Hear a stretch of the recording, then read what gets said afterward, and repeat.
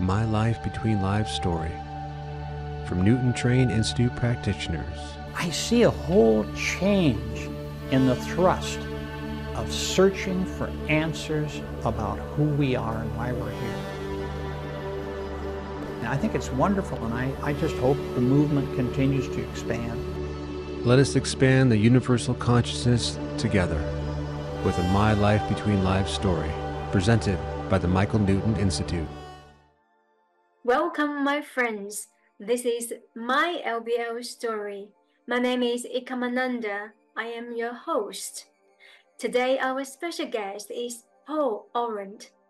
Paul is a best-selling author of Essential Healing, who is based in New York City. Paul is also an award-winning master hypnotherapist, who is also a hypnotherapy instructor who has worked in the field over 30 years. Paul is the former president and education director of the Michael Newton Institute. It is my absolute pleasure to have you coming to the show. A big, warm welcome to Paul. Thank you for coming to the show. Really, thank you for having me. It's nice to be with you again. And I'm very honored to have this conversation and get to know Life Between Life therapists intimately. My first question to you is, how did you actually came to this therapy? And have you always been spiritual and into regression technique? Well, I think I've been pretty spiritual most of my life. I knew that the way the average person was living their life was not how I wanted to live, but I didn't know an alternative either. But I always had some feeling that there was another dimension, the spirit world, if you will, from early on. And I knew I wanted to do some kind of healing, not really traditional psychotherapy. I tried that, but it didn't really fit for me. And then somewhere along the way, I found Japanese energy healing that I became quite interested in. And actually, when I was 21, moved to Japan and studied there for 2 years, this energy healing, and came back and practiced that for many years, 15 years, I think, in the United States. And as I was doing that work, I made a big shift in my own personal consciousness because I had been trained really to give people advice based on profound spiritual teachings. And it seemed like the right thing to do, but as time went on, I realized it wasn't really empowering people, but making people more dependent on this wise advice, wise old advice at the age of 25. Right? I mean, the teachings were amazing, but it finally became clear once I got some listening training, some counseling training, some client-centered training, that I needed to learn how to listen, not dispense answers or advice. And so that really shifted myself and the people that I was working with, and knowing that I had some skills or tools or techniques that could help them find the answers within. And during that time, instead of giving them answers that might be right or might not be right, and during that time, learned hypnotherapy, which again was pretty much suggestion-based, giving people answers in a way, and then discovered more interactive work, parts therapy, and then regression therapy. Regression therapy was really kind of accidental for me in the beginning. I was working in a medical office doing hypnosis for pain management and was having some pretty good results. But as I was doing that, I had a few people in the office during the sessions that spontaneously regressed to past life. And it wasn't necessarily within their framework or their belief system. And I had read Brian Weiss and others about past life, but I wasn't sure if that's really what was happening there with them in the chair.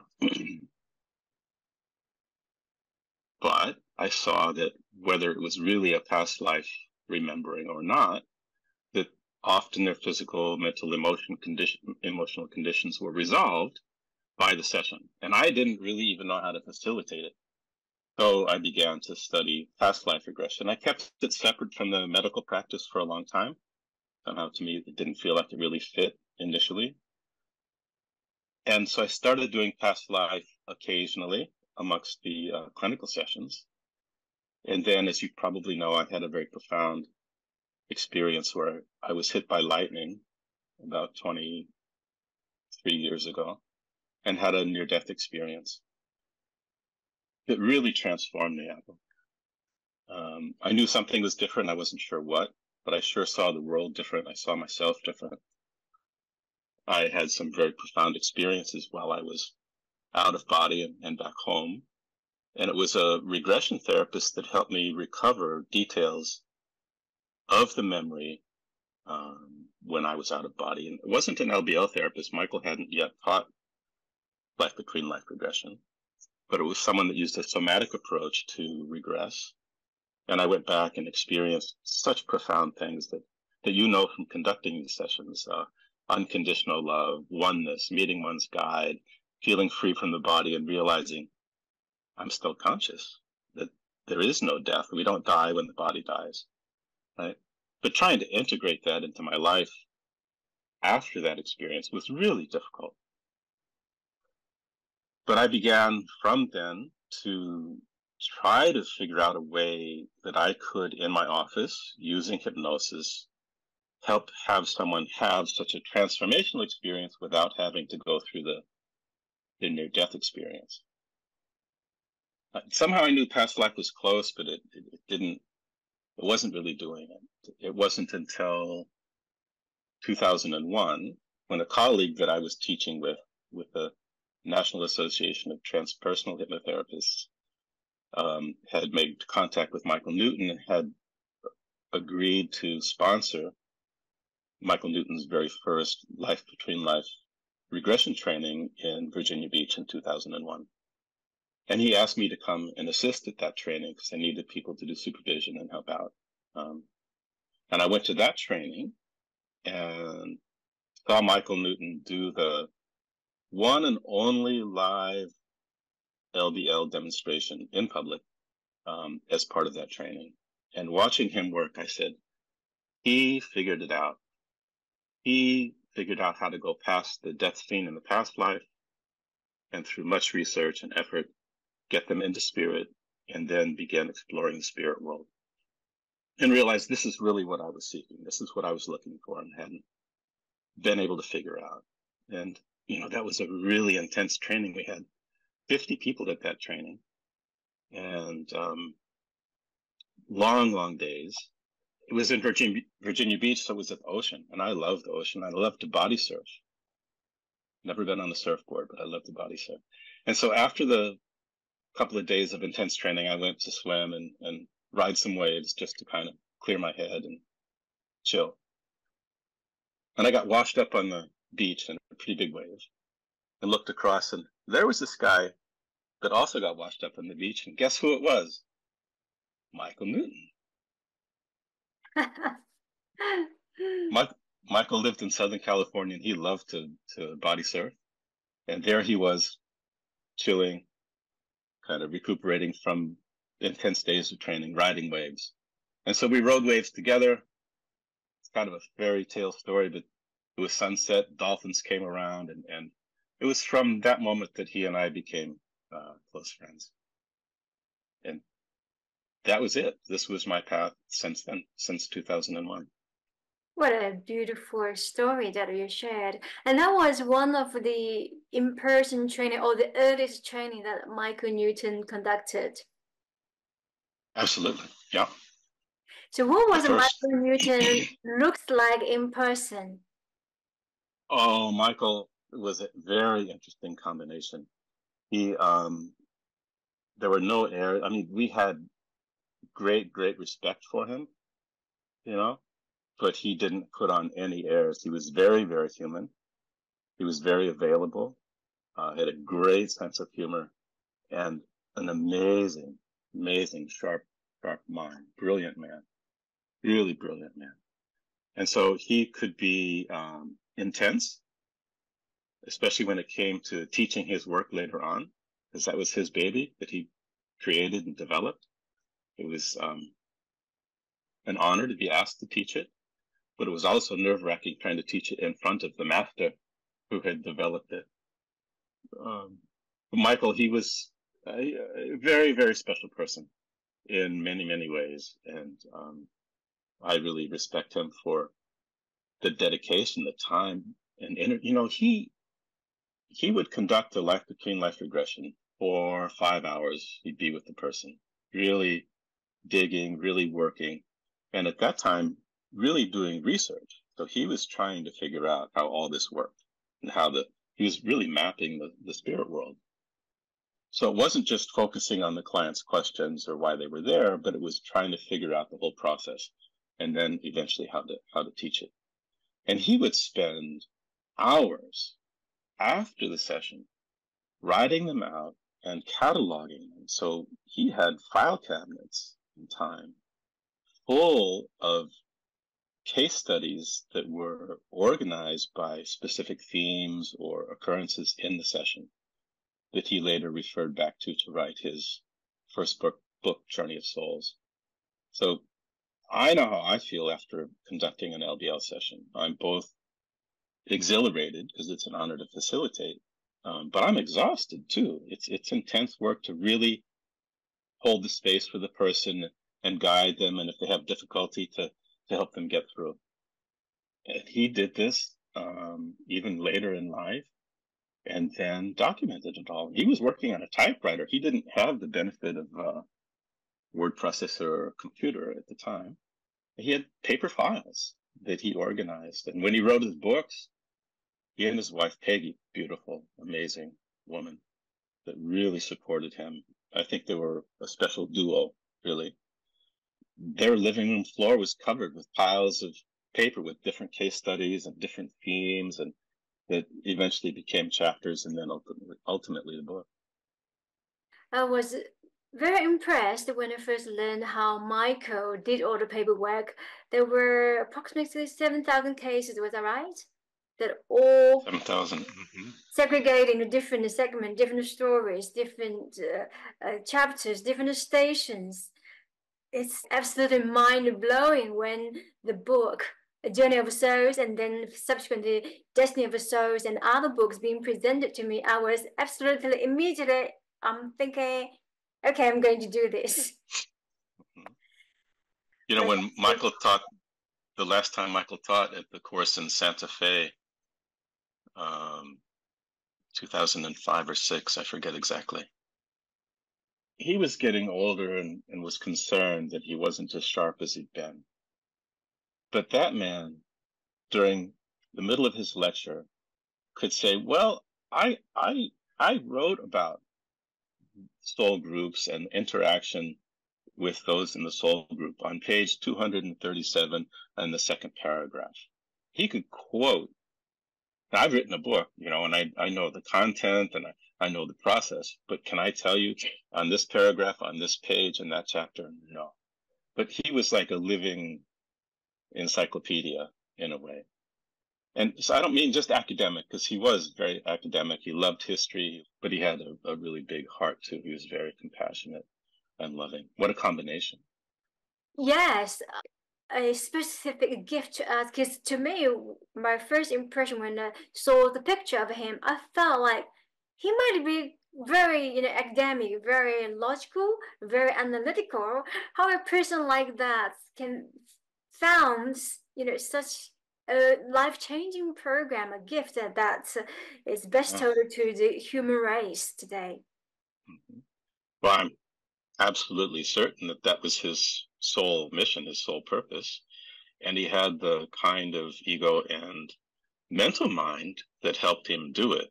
But I think initially it was a struggle for him. You know, he was a traditional family therapist. So even hypnosis was a stretch for him, but he found it was effective in his therapy for patients.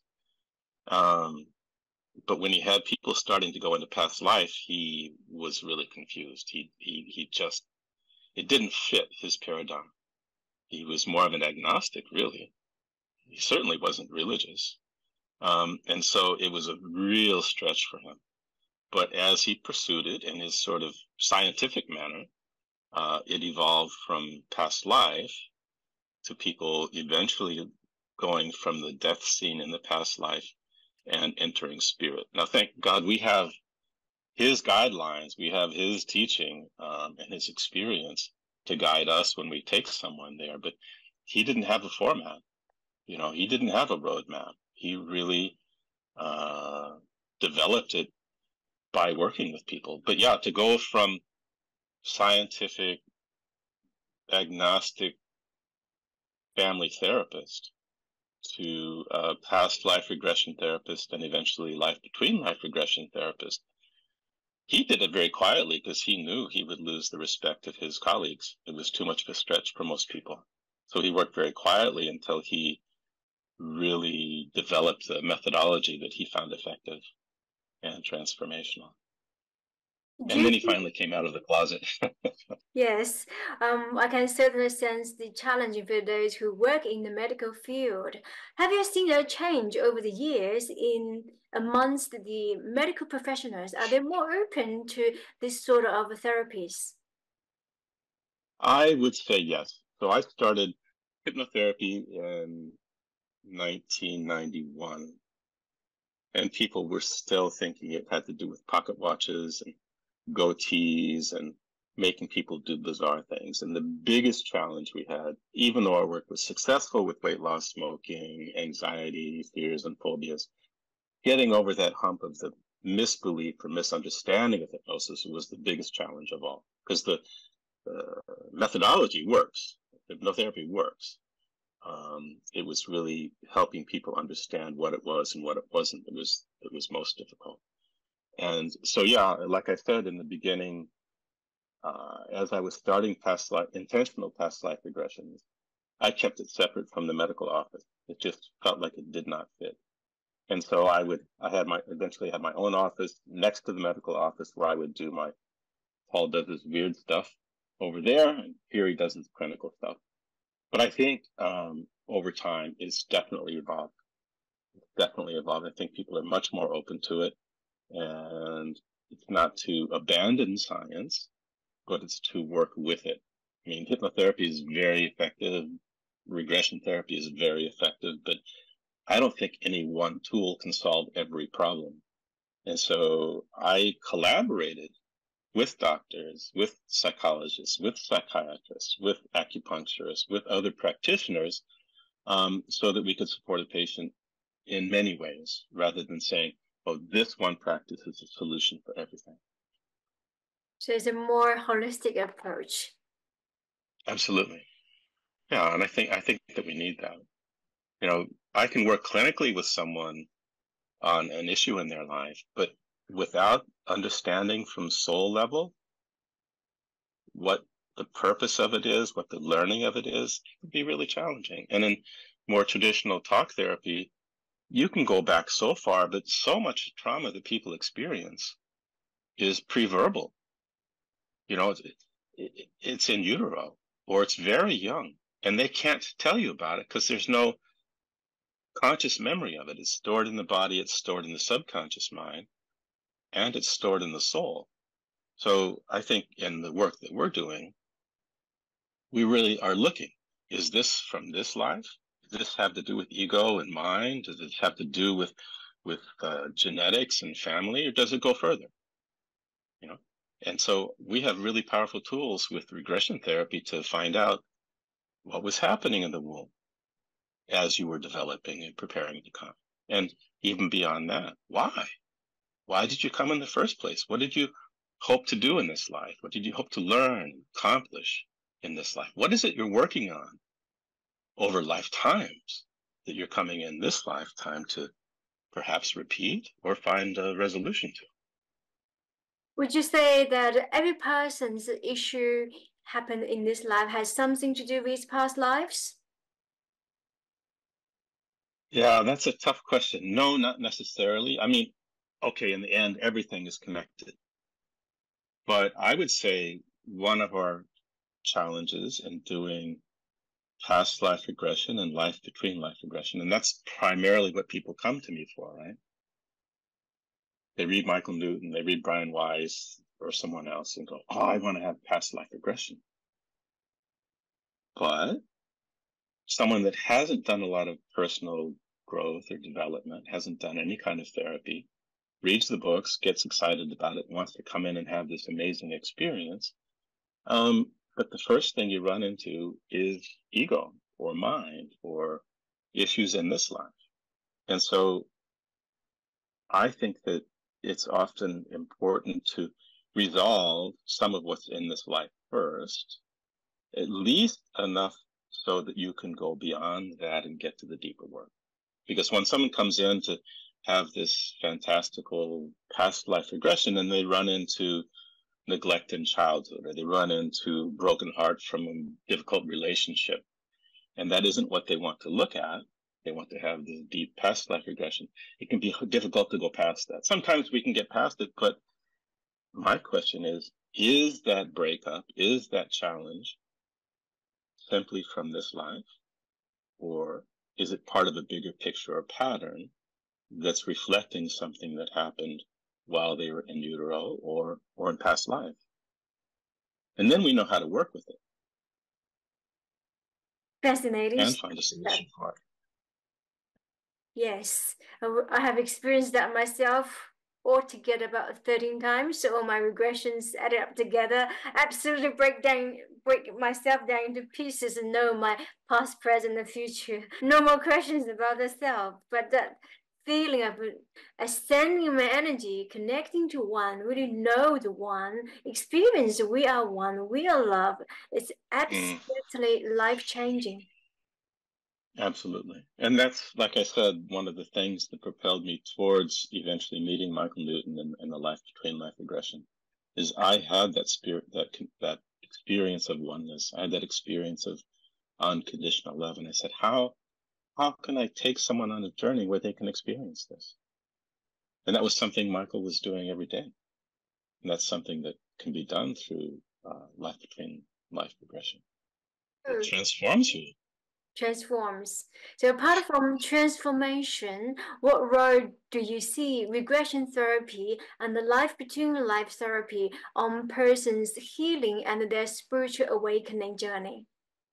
There are many, but I think one of the big ones is that many of us live with certain limiting beliefs about ourselves.